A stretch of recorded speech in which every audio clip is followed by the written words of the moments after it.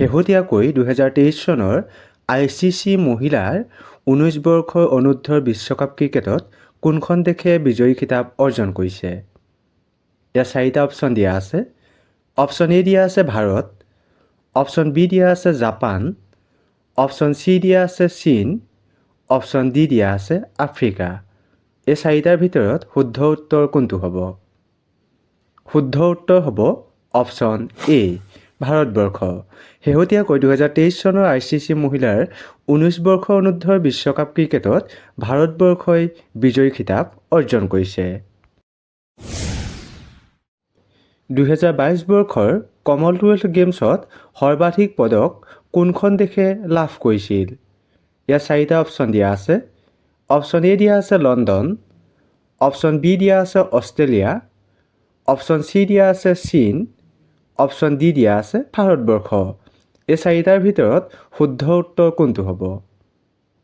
শুদ্ধ উত্তৰ হ'ব অপশ্যন বি, অষ্ট্ৰেলিয়া। 2022 বৰ্ষৰ কমনৱেলথ গেমছত সৰ্বাধিক পদক অষ্ট্ৰেলিয়াই লাভ কৰিছিল।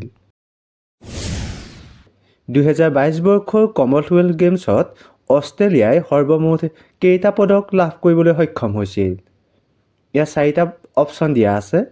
অপশ্যন এ দিয়া আছে 152টা, অপশ্যন বি দিয়া আছে 160টা, অপশ্যন চি দিয়া আছে 178টা আৰু অপশ্যন ডি দিয়া আছে 180টা। এই চাৰিটাৰ ভিতৰত শুদ্ধ উত্তৰ কোনটো হ'ব?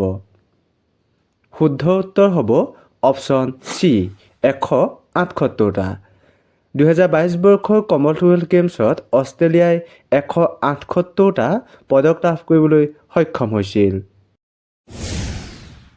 2023 বৰ্ষত 75 সংখ্যক ভাৰতীয় সেনা দিৱস প্ৰথমবাৰৰ বাবে নতুন দিল্লীৰ বাহিৰত কোন ঠাইত অনুষ্ঠিত কৰা হৈছিল?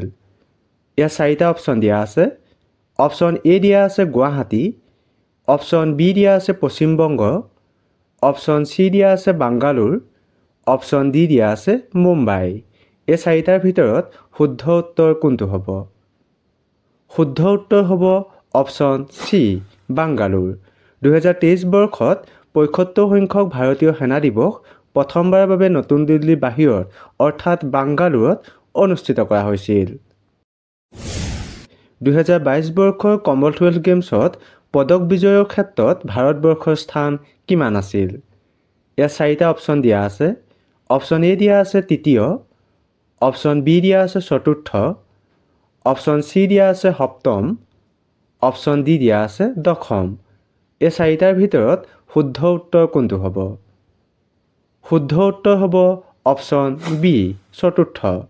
2022 বৰ্ষৰ কমনৱেলথ গেমছত পদক বিজয়ৰ ক্ষেত্ৰত ভাৰতবৰ্ষৰ স্থান আছিল চতুৰ্থ। 2022 বৰ্ষৰ কমনৱেলথ গেমছত ভাৰতে সৰ্বমুঠ কিমানটা পদক লাভ কৰিবলৈ সক্ষম হৈছিল? ইয়াত চাৰিটা অপশ্যন দিয়া আছে। অপশ্যন এ দিয়া আছে 61টা, অপশ্যন বি দিয়া আছে 71টা, অপশ্যন চি দিয়া আছে 81টা আৰু অপশ্যন ডি দিয়া আছে 91টা। এই চাৰিটাৰ ভিতৰত শুদ্ধ উত্তৰ কোনটো হ'ব? শুদ্ধ উত্তৰ হ'ব অপশ্যন এ, 61টা। 2022 বৰ্ষৰ কমনৱেলথ গেমছত ভাৰতে সৰ্বমুঠ 61টা পদক লাভ কৰিবলৈ সক্ষম হৈছিল। 2023 বৰ্ষৰ পুৰুষৰ হকী বিশ্বকাপ কোনখন দেশত অনুষ্ঠিত হৈছিল? ইয়াত চাৰিটা অপশ্যন দিয়া আছে। অপশ্যন এ দিয়া আছে ভাৰতবৰ্ষ, অপশ্যন বি দিয়া আছে জাৰ্মানী, অপশ্যন চি দিয়া আছে লণ্ডন আৰু অপশ্যন ডি দিয়া আছে বেলজিয়াম।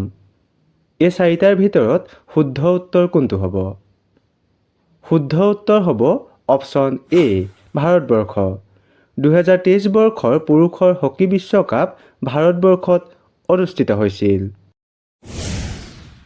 2023 বৰ্ষৰ হকী বিশ্বকাপত কোনখন দেশে বিজয়ী খিতাপ অৰ্জন কৰিছে? ইয়াত চাৰিটা অপশ্যন দিয়া আছে। অপশ্যন এ দিয়া আছে ভাৰতবৰ্ষ, অপশ্যন বি দিয়া আছে জাৰ্মানী, অপশ্যন চি দিয়া আছে লণ্ডন আৰু অপশ্যন ডি দিয়া আছে বেলজিয়াম। এই চাৰিটাৰ ভিতৰত শুদ্ধ উত্তৰ কোনটো হ'ব? শুদ্ধ উত্তৰ হ'ব অপশ্যন বি, জাৰ্মানী। 2023 বৰ্ষৰ হকী বিশ্বকাপত জাৰ্মানীয়ে বিজয়ী খিতাপ অৰ্জন কৰিছে। বিৰজা মুণ্ডা আন্তঃৰাষ্ট্ৰীয় হকী ষ্টেডিয়াম ভাৰতৰ কোন ঠাইত অৱস্থিত? ইয়াত 4টা অপশ্যন দিয়া আছে।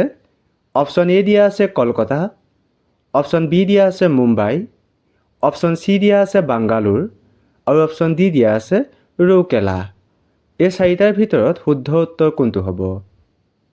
শুদ্ধ উত্তৰ হ'ব অপশ্যন বি ৰৌকেলা। বিৰজা মুণ্ডা আন্তঃৰাষ্ট্ৰীয় হকী ষ্টেডিয়াম ভাৰতৰ ৰৌকেলাত অৱস্থিত। 2023 বৰ্ষৰ বিশ্বকাপ ক্ৰিকেট কোনখন দেশত অনুষ্ঠিত হৈছিল? ইয়াত 4টা অপশ্যন দিয়া আছে।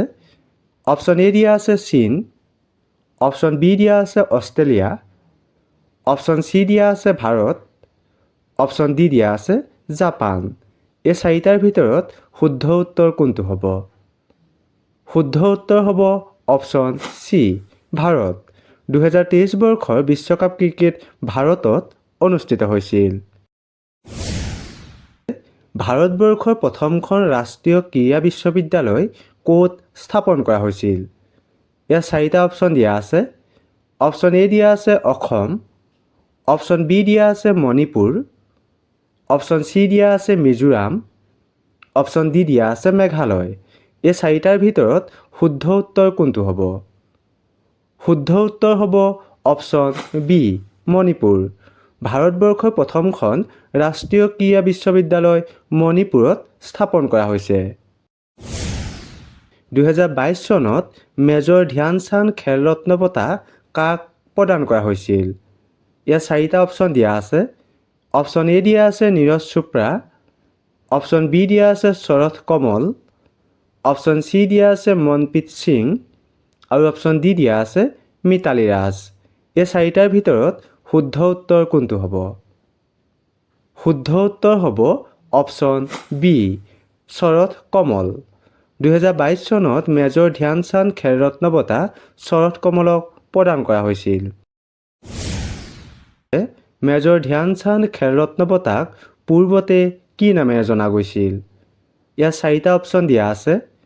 অপশ্যন এ দিয়া আছে ইন্দিৰা গান্ধী খেল ৰত্ন বঁটা, অপশ্যন বি দিয়া আছে ৰাজীৱ গান্ধী খেল ৰত্ন বঁটা, অপশ্যন চি দিয়া আছে নেহেৰু খেল ৰত্ন বঁটা আৰু অপশ্যন ডি দিয়া আছে গান্ধী খেল ৰত্ন বঁটা। এই 4টাৰ ভিতৰত শুদ্ধ উত্তৰ কোনটো হ'ব? শুদ্ধ উত্তৰ হ'ব অপশ্যন বি ৰাজীৱ গান্ধী খেল ৰত্ন বঁটা। মেজৰ ধ্যান চান্দ খেল ৰত্ন বঁটাক পূৰ্বতে ৰাজীৱ গান্ধী খেল ৰত্ন বঁটা নামেৰে জনা গৈছিল। মেজৰ ধ্যান চান্দ খেল ৰত্ন বঁটা বিজয়ী শৰথ কমল কোনবিধ খেলৰ সৈতে জড়িত? ইয়াত 4টা অপশ্যন দিয়া আছে। অপশ্যন এ দিয়া আছে ক্ৰিকেট, অপশ্যন বি দিয়া আছে ফুটবল, অপশ্যন চি দিয়া আছে বেডমিণ্টন, অপশ্যন ডি দিয়া আছে টেবুল টেনিছ। এই 4টাৰ ভিতৰত শুদ্ধ উত্তৰ কোনটো হ'ব? শুদ্ধ উত্তৰ হ'ব option D table tennis. Major ধ্যান চান্দ খেল ৰত্ন বঁটা বিজয়ী শৰথ কমল টেবুল টেনিছ খেলৰ সৈতে জড়িত। ভাৰতবৰ্ষৰ প্ৰথমখন ৰাষ্ট্ৰীয় ক্ৰীড়া বিশ্ববিদ্যালয় মণিপুৰত কোন চনত স্থাপন কৰা হৈছিল? ইয়াত 4টা অপশ্যন দিয়া আছে। অপশ্যন এ দিয়া আছে 2014 চনত, অপশ্যন বি দিয়া আছে 2016 চনত, অপশ্যন চি দিয়া আছে 2018 চনত আৰু অপশ্যন ডি দিয়া আছে 2020 চনত। এই 4টাৰ ভিতৰত শুদ্ধ উত্তৰ কোনটো হ'ব? শুদ্ধ উত্তৰ হ'ব অপশ্যন চি 2018 চনত। ভাৰতবৰ্ষৰ প্ৰথমখন ৰাষ্ট্ৰীয় ক্ৰীড়া বিশ্ববিদ্যালয় মণিপুৰত 2018 চনত স্থাপন কৰা হৈছিল। অলিম্পিক পদক বিজয়ী লভলীনা বৰগোহাঁই কোনবিধ খেলৰ সৈতে জড়িত? ইয়াত 4টা অপশ্যন দিয়া আছে। অপশ্যন এ দিয়া আছে আৰ্চাৰী, অপশ্যন বি দিয়া আছে বক্সিং, অপশ্যন চি দিয়া আছে বেডমিণ্টন আৰু অপশ্যন ডি দিয়া আছে কাবাডী। এই 4টাৰ ভিতৰত শুদ্ধ উত্তৰ কোনটো হ'ব? শুদ্ধ উত্তৰ হ'ব অপশ্যন বি বক্সিং। অলিম্পিক পদক বিজয়ী লভলীনা বৰগোহাঁই বক্সিং খেলৰ সৈতে জড়িত। 2022 চনত ফিফা বিশ্বকাপত কোনখন দেশে বিজয়ী খিতাপ অৰ্জন কৰিছিল? ইয়াত 4টা অপশ্যন দিয়া আছে। অপশ্যন এ দিয়া আছে ভাৰতবৰ্ষ, অপশ্যন বি দিয়া আছে অষ্ট্ৰেলিয়া, অপশ্যন চি দিয়া আছে ফ্ৰান্স, অপশ্যন ডি দিয়া আছে আৰ্জেণ্টিনা। এই 4টাৰ ভিতৰত শুদ্ধ উত্তৰ কোনটো হ'ব? শুদ্ধ উত্তৰ হ'ব অপশ্যন ডি আৰ্জেণ্টিনা। 2022 চনত ফিফা বিশ্বকাপত আৰ্জেণ্টিনাই বিজয়ী খিতাপ অৰ্জন কৰিছিল। 2026 চনত বিশ্বকাপ ফুটবল আমেৰিকা যুক্তৰাষ্ট্ৰ, মেক্সিকো আৰু কোনখন দেশত অনুষ্ঠিত হ'ব? ইয়াত 4টা অপশ্যন দিয়া আছে। অপশ্যন এ দিয়া আছে কানাডা, অপশ্যন বি দিয়া আছে ভাৰত, অপশ্যন চি দিয়া আছে নিউজিলেণ্ড আৰু অপশ্যন ডি দিয়া আছে আৰ্জেণ্টিনা।